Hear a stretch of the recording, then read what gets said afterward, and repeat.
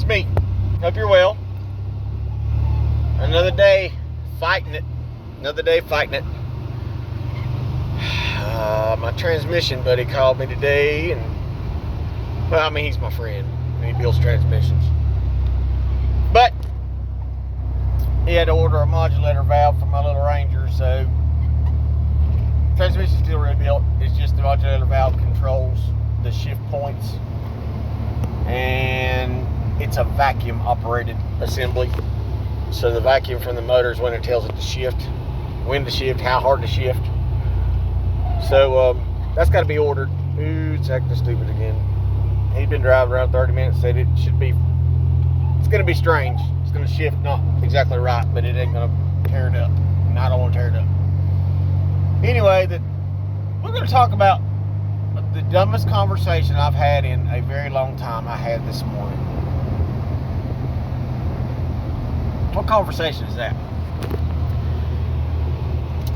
There's a problem in America today. A big problem. And that problem is the entitlement that women have in our American society. Now, ladies, I love you. I appreciate y'all your contributions to the world. I appreciate the mothers out there doing your job, doing what you're supposed to do, raising men.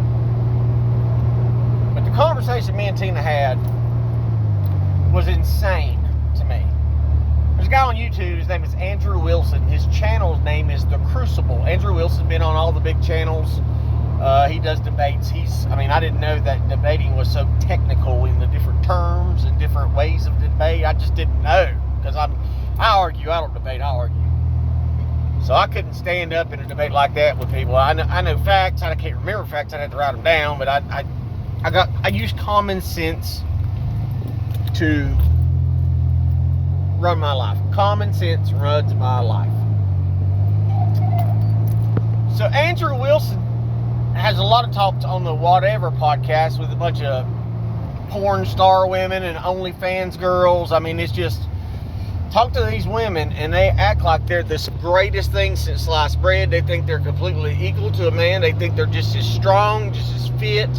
They're just as smart. They're just as everything. They are equal, if not over a man. They think they're superior to men.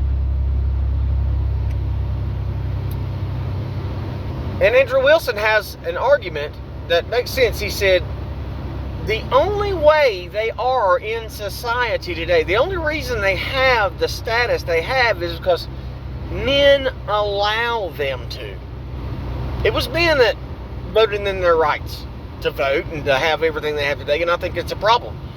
The world should be ran the way the Bible says, that men are in charge and the women should be a helpful servant to the man. Now, you can think that's sexist or whatever, but I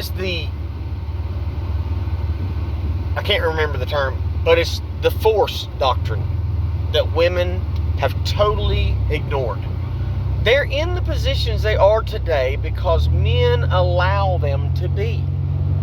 If men said tomorrow, no, we're not going to let you vote anymore, women could do not one thing about it. They couldn't do anything about it. They could do nothing about it because they can't take their rights by force. Women are inferior to men in physicality.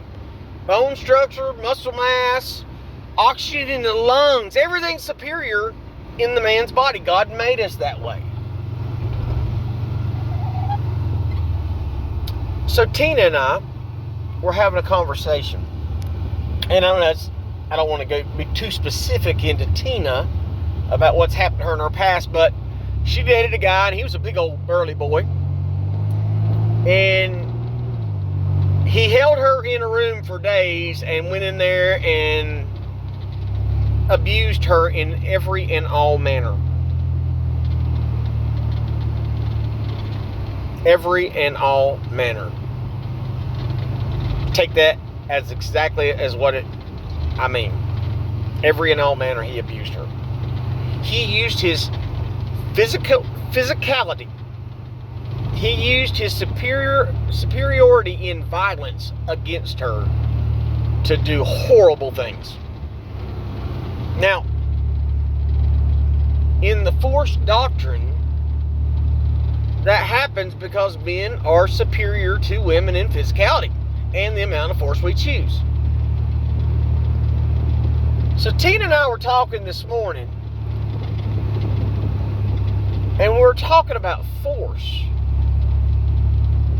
And there's been once or twice where she's gotten physical with me, or she's pushed me over top of the coffee table, I shattered the coffee table, where she was physical towards me, and I've never been physical towards her because I know.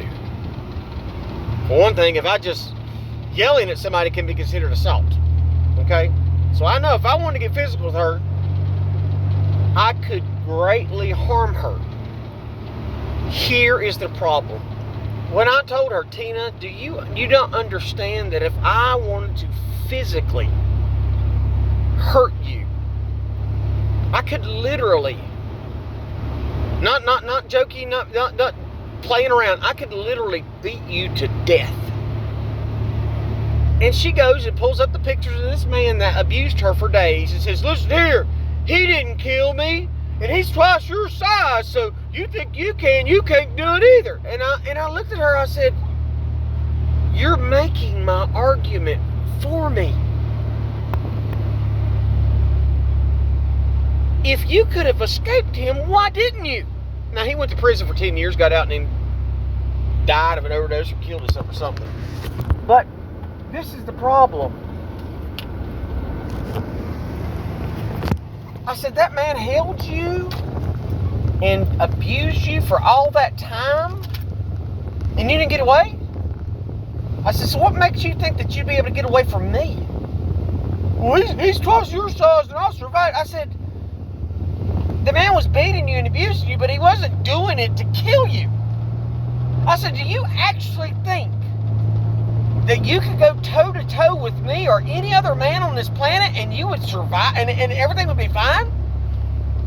She literally has it in her head, because a man has never beat her to death, that it could never happen. And I'm just sitting here in wonderment thinking, this is the dumbest argument I have ever heard from a person. And unfortunately in our society, women have got it in their heads that they can physically stop a man from enacting his will. I mean, we saw in the Olympics that little man that pretended to be a woman so he could get all them gold medals. He hit that woman one time, and she's an Olympic fighter in the Olympic Games for the gold medal. He hits her one time, and she would not go back out in the ring. She said, no, I've never been hit that hard in my life. And this is equal weights, close to height and reach, just a factor being male versus female. And this is a male that had pretended to be a girl and been taking hormones to be a girl. But that still has the physicality advantages. She literally said, you couldn't do that to me. Like she would have stood a chance when it comes to me going toe-to-toe with her. It is literally in her brain, because she runs a restaurant. She's in charge of all these people. She's got this false sense of security. Well, if a man started hitting me, I'd hit back, and I'd stop him from hurting me. Ain't no man gonna hurt me. I'll reiterate, I've never laid my hands on her in a violent way, ever. The fact that she thinks that she would stand any chance against me or any other man at survival it shows you how far we've come in this society. The stupidity of women to think, I'll stand toe-to-toe with a man and he ain't gonna knock me out, he ain't gonna kill me. It blew me away. And one of the reasons it blew me away is Tina saw when I used to work in a very rough biker bar in town. And she saw me annihilate men 6'2", 6'3", 6'4". She saw me just wear their heads out. I mean, that one dude stumbled around the parking lot 4 hours later with just a crushed Everything was crushed. And the fact that she's seen that I was capable of doing that to a man, and I wasn't even trying to hurt him. I was trying to stop the threat. That she thinks in her mind, and women think, well, I can take a punch. I can do it. I can fight a man. I am blown away. Ladies, I love you, but you need a reality check. There are too many women pushing men's buttons. There are too many women getting physical with men, hitting them, striking them, punching and kicking and scratching and all that stuff. And then stand there and expect that man to take it. A better man will take it. Just because a man strikes back don't make him a bad man.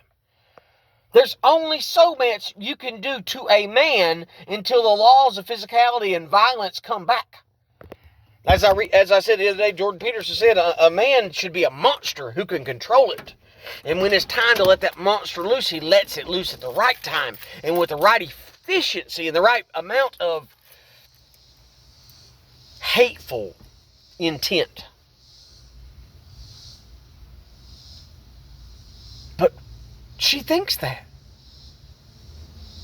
And that gets us to